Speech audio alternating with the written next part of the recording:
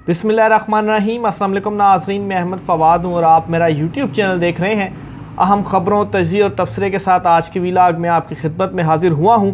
दो तीन बड़ी इंपॉर्टेंट ख़बरें हैं जो आपके साथ मैंने शेयर करनी है। सबसे पहली और बड़ी ख़बर ये है कि सुप्रीम कोर्ट चीफ जस्टिस काजी फ़ाइज़ ईसा की जानिब से बड़ा ही एक अहम जो सर्कुलर है वो जारी किया गया है। हाई कोर्ट्स के नाम है ये circular, chief justice Aamir Farooq के नाम पर भी है ये सर्कुलर। कुछ अहम तरीन तफसीलात मुकदमों के हवाले से तलब कर ली गई हैं चीफ जस्टिस काजी फ़ाइज़ ईसा साहब के हवाले से। इस पर कुछ तफसीलात हैं। एक बड़ी ब्रेकिंग न्यूज़ है सुप्रीम कोर्ट ऑफ पाकिस्तान से, वो आपके साथ मैंने शेयर करनी है।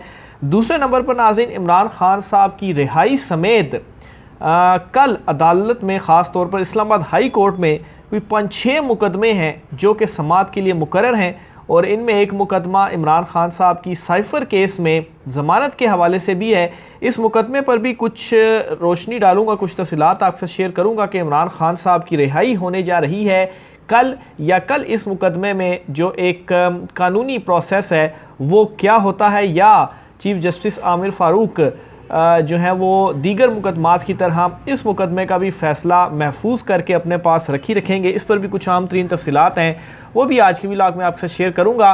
और आखिर में नाज़रीन, निगरान वज़ीर-ए-आज़म अनवारुल हक काकड़ साहब जो हैं वो मतज़ाद बयान इस वक्त दे रहे हैं। ख़ास तौर पर एक तो वो ये कहते हैं कि इमरान खान साहब को जो है वो मुखातिब करते हुए तो नहीं, लेकिन इमरान खान साहब की तरफ इशारा करते हुए कि उन्हें इलेक्शन में हिस्सा लेने से बिल्कुल अगर कोई लेना चाहे तो उसे रोका नहीं जा सकता, लेकिन साथ ही वो ये भी कहते हैं कि अगर उनके बगैर इलेक्शन हो तो उनके बगैर भी इलेक्शन साफ़ और शफाफ होंगे। बहरहाल उनका ये बयान क्या था, इस पर भी कुछ अहम तफसीलात हैं, वो भी आज के व्लॉग में आपके सामने रखूँगा। सबसे पहले तो शेख रशीद साहब के हवाले से आपको बताता चलूँ कि शेख रशीद साहब का अभी तक कोई अता पता नहीं है कि उनको जब उठाया गया और उठाए जाने के बाद अभी उन्हें कहाँ पर रखा गया है, वो इस वक्त कहाँ पर मौजूद है। और ख़ास तौर पर रावलपिंडी पुलिस जो है वो भी इन्हें ऑन करने के लिए तैयार नहीं है कि शेख रशीद साहब कहाँ पर हैं।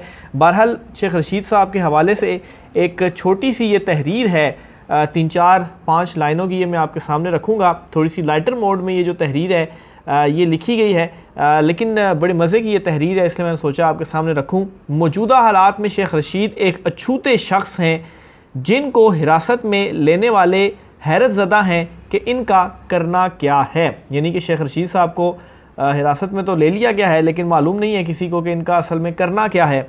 अव्वल, इन्हें पीटीआई छोड़ने का नहीं कह सकते क्योंकि शेख रशीद जो हैं वो कभी पीटीआई में थे ही नहीं। ज़ाहिर सी बात है, उनकी इत्तेहाद था पीटीआई के साथ, लेकिन उनकी अपनी जमात है। दोम, इनकी पार्टी भी नहीं तोड़ सकते क्योंकि इस पार्टी में एक ही बंदा है, शेख रशीद साहब अकेले ही उस पार्टी में, और वो ख़ुद ये कहते हैं कि वो एक ही सीट की सियासत करते हैं। यहाँ तक कि उनके जो भांजे हैं शेख राशिद शफीक, वो भी पाकिस्तान तहरीक इंसाफ का हिस्सा हैं, पाकिस्तान तहरीक इंसाफ के टिकट पर इलेक्शन लड़े हैं।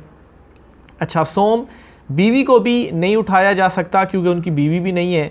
चहारम, बच्चों की धमकी भी नहीं दे सकते क्योंकि बच्चे भी नहीं हैं। शेख रशीद साहब ठीक ही कह गए, ना ढोला होसी ते ना रोला होसी। तो शेख रशीद साहब गिरफ़्तार हैं, लेकिन वही बात है कि ना ढोला होसी ते ना ही कोई रोला होसी। तो शेख रशीद साहब, खैर उनको जो है वो जो पुलिस की जानिब से एक रिपोर्ट थी उसको तो मुस्तरद किया गया है कि शेख रशीद साहब के वाले से जब रिपोर्ट मांगी कि वो कहाँ है, तो पुलिस का ये कहना था कि हमारी जो टेरिटरी है, हमारी जो हदूद हैं, उस हदूद में से उन्हें गिरफ़्तार नहीं किया गया। तो इस रिपोर्ट को मुस्तरद करके दोबारा रिपोर्ट जो है वो मांगी गई है। तो दोबारा उनका जब केस लगेगा तो देखते हैं इसमें क्या मज़ीद होता है। लेकिन शेख रशीद साहब जो हैं उनका अभी तक कोई अता पता नहीं है कि वो कहाँ पर हैं। दूसरी तरफ नाज़रीन, चलता हूँ मैं अब इस्लामाबाद हाई कोर्ट की जानिब, और इस्लामाबाद हाई कोर्ट में कल बड़ा इम्पोर्टेंट दिन होने जा रहा है। एक तो इस हवाले से कि इमरान खान साहब का जो साइफ़र मुकदमा है, इस मुकदमे की ज़मानत की दरख्वास्त इस्लामाबाद हाई कोर्ट में कल ज़ेर समाअत है। चीफ जस्टिस आमिर फ़ारूक साहब जो हैं वो इस केस की समाअत करेंगे। इमरान खान साहब की कल ज़मानत होगी या कल ज़मानत नहीं होगी, ये बड़ा एक इम्पॉर्टेंट सवाल है जो इस वक्त मुख्तलिफ दोस्तों से भी बातचीत हुई कानूनी पहलुओं के हवाले से। तो इस केस में नोटिस जारी हो चुके हैं जो फ़रीक़ैन हैं साइफ़र मुकदमे के हवाले से, और मंडे वाले दिन ये होना है कि फ़रीक़ैन की जानिब से जो दलाइल हैं वो दिए जाने हैं। तो जो एक प्रोसीजर होता है वही होता है कि दलाइल दिए जाते हैं और फिर दलाइल के बाद ही फ़ैसला महफूज है और फिर उसके बाद ही फ़ैसला सुनाया जा सकता है। तो एक तरह से इम्कान ये है कि कल ही फ़ैसला आ जाए। अगर कल ही फ़रीक़ैन के दलाइल मुकम्मल हो जाते हैं, इमरान खान साहब के वकला भी दलाइल मुकम्मल कर लेते हैं, तो उसके बाद फ़ैसला महफूज किया जा सकता है और फ़ैसला महफूज करके फ़ैसला सुनाया भी जा सकता है। लेकिन कुछ जो लग रहा है, जो कुछ थोड़ी सी ऑब्ज़र्वेशन है, उसके मुताबिक कल इमरान खान साहब की शायद ज़मानत जो है वो ना मिल सके, वो इस तरह से कि कल फ़ैसला ना सुनाया जा सके, क्योंकि ऑलरेडी इमरान खान साहब के 3-4 केसेस हैं इस्लामाबाद हाई कोर्ट में ही, 3-4 मुख्तलिफ दरखास्तें हैं जिनमें फ़ैसला महफूज हो चुका है, लेकिन चीफ़ जस्टिस आमिर फ़ारूक साहब ने उनके ऊपर फ़ैसला नहीं सुनाया। और कल एक और मुकदमा भी इमरान खान साहब का जो है वो इस्लामाबाद हाई कोर्ट में सुना जाएगा और वो जो मुकदमा होगा वो अडयाला जेल से अटक जेल में अटक जेल से अडयाला जेल मुंतकिल करने की जो दरख्वास्त थी, इस दरख्वास्त के ऊपर ऑलरेडी फ़ैसला महफूज हो चुका था, लेकिन फ़ैसला महफूज होने के बाद दोबारा से ये केस समाअत के लिए कल लगा दिया गया है। और इसमें अब ये कहा जा रहा है कि कुछ तकनीकी पहलुओं के ऊपर जो दलाइल थे वो रिक्वायर्ड थे, तो इस वजह से ये कल दोबारा मुकर्रर किया गया। तो कल इसमें भी दलाइल होंगे और फिर उसके बाद इसमें भी फ़ैसला महफूज कर लिया जाएगा।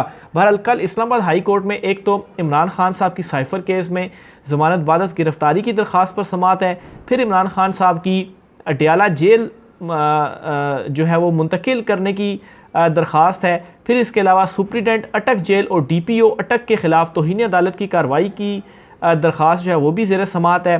फवाद चौधरी के ख़िलाफ़ तौहीन अदालत केस के शोकाज नोटिस के ख़िलाफ़ जो दरख्वास्त थी उसमें वो भी समाअत के लिए मुकर्रर है। और फिर चेयरमैन सेनेट के भाई राज़िक संजरानी के ख़िलाफ़ तौहीन अदालत की दरख्वास्त जो है वो भी ज़ेर समाअत है। फिर इसी तरह से डिस्ट्रिक्ट एंड सेशन कोर्ट में देखा जाए तो गैर शरई निकाह केस में भी इमरान खान साहब की जो है केस की समाअत है और कल के लिए इमरान खान साहब के हवाले से ये रोबकार जारी किए गए हैं, रोबकार नहीं लेकिन ऑर्डर जो है वो इस हवाले से जारी किया गया कि इमरान खान साहब को अटक जेल से सेशन कोर्ट में पेश किया जाए। तो इम्कान है कि इमरान खान साहब को कल पेश भी किया जा सकता है क्योंकि ऑर्डर जो है वो आ चुका है, लेकिन मेरा नहीं ख्याल कि कल इमरान खान साहब को पेश किया जाएगा। यही उज़र दिया जाएगा कि सिक्योरिटी रीज़न्स हैं, इसकी वजह से पेश नहीं किया जा सकता। लेकिन जब इमरान खान साहब यही बात किया करते थे तो उस वक्त उनको उस तरह से जो रिलीफ़ है वो नहीं मिलता था। फिर इसके अलावा नैब जो है वो एहतसाब अदालतों में रेफरेंसेस वापस दायर कर रहा है, वो सिलसिला भी 2 दिन छुट्टी थी हफ्ता इतवार, तो पीर से वो दोबारा से शुरू हो जाएगा और मज़ीद जो केसेस हैं उनके रेफरेंसेस दायर किए जाएंगे। तो ये कल की कुछ इंपॉर्टेंट एक्टिविटीज़ थी और अदालतों में आजकल जो है वो सिर्फ़ और सिर्फ इमरान खान के ही, ज़ाहिर सी बात 200 मुकदमे हैं, वो किसी न किसी अदालत में तो लगेंगे ही लगेंगे। तो इमरान खान के ही जो मुकदमे हैं वो ऊपर से लेकर यानी कि सुप्रीम कोर्ट ऑफ पाकिस्तान से लेकर नीचे तक जो है वो इमरान खान और इमरान खान के मुकदमे जो हैं वो लग रहे हैं। तो बहरहाल साइफ़र केस कल इम्पॉर्टेंट है। देखें चीफ़ जस्टिस आमिर फ़ारूक साहब इसमें भी फ़ैसला महफूज करने के बाद फ़ैसला कब तक महफूज रखते हैं और कब तक वो इसका जो फ़ैसला है वो सुनाते हैं। आगे चलते हुए सुप्रीम कोर्ट ऑफ पाकिस्तान से जो अहम ख़बर है वो ये है कि चीफ़ जस्टिस कादी फ़ाइज़ ईसा की जानिब से एक सर्कुलर या सुप्रीम कोर्ट ऑफ पाकिस्तान की जानिब से एक सर्कुलर जो है वो जारी किया गया है। और इस सर्कुलर की कुछ तफसीलात तो मैंने आपके साथ लास्ट व्लॉग में भी शेयर की थी कि मुतज़ाद फ़ैसले हैं जो हाई कोर्ट्स के, उनका रिकॉर्ड मांगा गया है और इसके ऊपर अब ये बाकायदा तौर पर सर्कुलर भी एक सामने आ गया है। वो ज़राए से ख़बर थी, तो अब ये सर्कुलर भी एक सामने आ गया है और तमाम जो हाई कोर्ट्स हैं, 5 हाई कोर्ट्स, 4 सूबों की और इस्लामाबाद हाई कोर्ट, उनको ये लिखा जाएगा और उनके जो मुतलका जो शोबाजात होंगे वो इन मुकदमों का सारा जो रिकॉर्ड है वो इस्लामाबाद वो सुप्रीम कोर्ट ऑफ पाकिस्तान में देंगे और फिर सुप्रीम कोर्ट ऑफ पाकिस्तान इस मामले का कोई एक हल निकालेगी। क्योंकि 2 मुख्तलिफ हाई कोर्ट से एक ही तर्ज के मुकदमे में अगर 2 मुख्तलिफ फ़ैसले आए तो ज़ाहिर सी बात है सवाल तो उठते हैं। दोनों जो जजेस हैं उन्होंने कानूनी और आइनी नुकात को डिस्कस करते हुए मुख्तलिफ फ़ैसले दिए, लेकिन मुद्दा एक ही है। तो ये बहुत ही एक इम्पॉर्टेंट मामला होने जा रहा है सुप्रीम कोर्ट ऑफ पाकिस्तान में। इस पर कोई जो फ़ैसला है वो सुप्रीम कोर्ट ऑफ पाकिस्तान देगी। तो ख़बर ये है जी कि सुप्रीम कोर्ट ऑफ पाकिस्तान ने हाई कोर्ट्स के तज़ादात वाले फ़ैसलों की फहरिस्तें मुरतब करने का हुक्म दे दिया है। सुप्रीम कोर्ट के रजिस्ट्रार ऑफिस की जानिब से 5 हाई कोर्ट्स के फ़ैसलों में तज़ादात के मामले में अहम सर्कुलर जारी किया गया है। सर्कुलर में तज़ादात पर मबनी फ़ैसलों की फहरिस्तें तैयार करने का कहा गया है। सर्कुलर के मुताबिक सुप्रीम कोर्ट में हाई कोर्ट्स के फ़ैसलों के ख़िलाफ़ अपीलें ज़ेरे इल्तवा हैं। हाई कोर्ट्स के चैलेंज किए गए फ़ैसलों में तज़ादात की निशानदेही हुई है। रजिस्ट्रार ऑफिस की जानिब से जारी करदा सर्कुलर में हिदायत की गई है कि मुतलका ऑफिस, ज़ाहिर सी बात है मुतलका जो हाई कोर्ट्स होंगे या उनके चीफ जस्टिस जो हैं, ज़ाहिर सी बात है उनको भी मामले में लूप में लिया जाता है। जिस तरह से इस्लामाबाद हाई कोर्ट के चीफ जस्टिस आमिर फ़ारूक हैं, तो ज़ाहिर सी बात है वहाँ पर जब डिटेल वगैरह मांगी गई हैं तो 15 दिनों के अंदर हाई कोर्ट से ये कहा गया है जी कि ये तसादात पर फैसले पर मबनी जो फ़ैसले हैं इनकी जो फहरिस्त है वो तैयार की जाए और ये जो फहरिस्त है वो सुप्रीम कोर्ट ऑफ पाकिस्तान में जमा करवाई जाए। तो चीफ़ जस्टिस काजी फ़ाइज़ ईसा की जानिब से आए दिन कोई ना कोई इस तरह का जो मुख्तलिफ एक डिसीजन है, मुख्तलिफ जो फ़ैसले हैं वो सामने आ रहे हैं। ये फ़ैसला भी चीफ़ जस्टिस काजी फ़ाइज़ ईसा की जानिब से सामने आया। फिर सुप्रीम जुडिशल कौंसल से 3 अहम रेफरेंसेस के या शिकायत के जो फ़ैसले हैं वो भी सामने आए, जिनमें साबिक चीफ़ जस्टिस उमर अत्ताब बंदयाल हो गए, मुस्तकबिल के 2 chief justice justice Ayesha Malik और जस्टिस इजाज़ुल एहसन, उनके ख़िलाफ़ जो शिकायत थी उनके जो फ़ैसले हैं सुप्रीम जुडिशल कौंसल से वो भी सामने आए और उन पे जो है वो एक राय कानूनी दी गई जस्टिस सरदार तारिक मसूद की जानिब से, और उनके मुताबिक जो है वो ये बेबुनियाद उनके ऊपर इल्ज़ामात थे और उनको शिकायतों को मुस्तरद किया गया। तो ये नाज़रीन सुप्रीम कोर्ट ऑफ पाकिस्तान से अहम तरीन जो ख़बर है वो थी। आखिर में इमरान खान साहब के हवाले से भी 1-2 डिटेल्स हैं, ख़ास तौर पर जो बयान दिया गया है। अच्छा, एक और उससे पहले याद आया कि एक और बड़ी ख़बर है सुप्रीम कोर्ट ऑफ पाकिस्तान से ही, और ये ख़बर है राइट टू इंफॉर्मेशन के हवाले से। एक दरख्वास्त सुप्रीम कोर्ट में समाअत के लिए मुकर्रर की है चीफ़ जस्टिस काजी फ़ाइज़ ईसा की जानिब से, और ये है राइट टू इंफॉर्मेशन। बुनियादी तौर पर सुप्रीम कोर्ट के मुलाजमीन के हवाले से दरख्वास्त दी गई थी कि बताएं कि आपके पास मुलाजमीन हैं कितने, उनकी क्या तनख्वाहें हैं, या इस हवाले से उन्होंने पूछा था क्योंकि टैक्स पेयर के पैसे से उनको तनख्वाहें दी जाती हैं। तो इस दरख्वास्त के ऊपर हाई कोर्ट्स ने ये दरख्वास्त मुस्तरद की थी, लेकिन ये अब चीफ़ जस्टिस काजी फ़ाइज़ ईसा ने समाअत के लिए सुप्रीम कोर्ट में मुकर्रर कर लिया, अपील में ही आए हुए थे। तो अब वो इसके ऊपर क्या फ़ैसला देते हैं, आया राइट टू इंफॉर्मेशन एक्ट के तहत ये मालूमात उस शहरी को दे दी जाती हैं या चीफ़ जस्टिस काजी फ़ाइज़ ईसा इसको मुस्तरद करते हैं। लेकिन मेरा ये ख्याल है कि इसको एक्सेप्ट कर लिया जाएगा। राइट टू इंफॉर्मेशन एक्ट के तहत सुप्रीम कोर्ट से मुतल्लिक मालूमात के हसूल की शहरी की दरख्वास्त पर रवां बरस 3 अप्रैल को इस्लामाबाद हाई कोर्ट के सिंगल बेंच ने फैसला दिया कि सुप्रीम कोर्ट माफ़ कीजिएगा मुकद्दस गाय है, इस पर मालूमात तक रसाई कानून का इतलाक़ नहीं होता।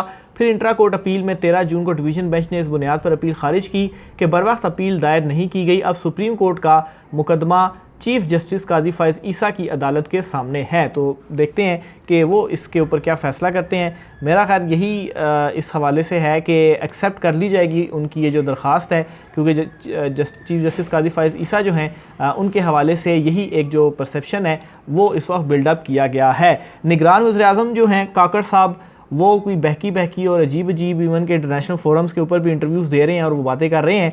एक तरफ वो ये कहते हैं कि इमरान खान के बगैर भी जो इलेक्शन है वो हो सकते हैं, और इसमें वो ये अंदिया दे रहे हैं कि आइंदा इलेक्शंस में अगर इंतखाबात में इमरान खान साहब को बाहर भी रखा गया तो इसके लिए भी चूँकि निगरान हुकूमत ने ही जो सारी चीज़ें उन्हीं के अंडर सारा कुछ होना है, तो ठीक है उनको बाहर भी रखा जाए, तब भी साफ़ और शफाफ जो इलेक्शंस हैं वो होंगे। तब साफ़ और शफाफ इलेक्शंस जो हैं उनको कोई मानेगा नहीं, और आपके बकौल और साफ़ और शफाफ इलेक्शंस होंगे। एक जमात को आप इलेक्शन ही ना लड़ने दें तो उसके बाद ये प्ली पोल रिगिंग नहीं है तो फिर और क्या है। और एक तरफ वो ये भी कहते हैं कि किसी भी सियासी जमात के ऊपर कोई कदगन नहीं होगी, कोई पाबंदी नहीं है कि वो इलेक्शन लड़े या उसको इलेक्शन से रोका जाए। तो 2 मुख्तलिफ जो बयानात हैं काकड़ साहब की जानिब से दिए जा रहे हैं। बहरहाल बैकडोर मुज़ाकरात पैगामात वगैरह इस वक्त जारी हैं। उन पैगामात की जो आउटकम है इस वक्त तो पॉजिटिव ही लग रही है, चीज़ें इस वक्त चल रही हैं। देखते हैं इस पर क्या नताइज सामने आते हैं। राय का असर कीजिएगा, मुझे इजाज़त दीजिए, अल्लाह हाफ़िज़।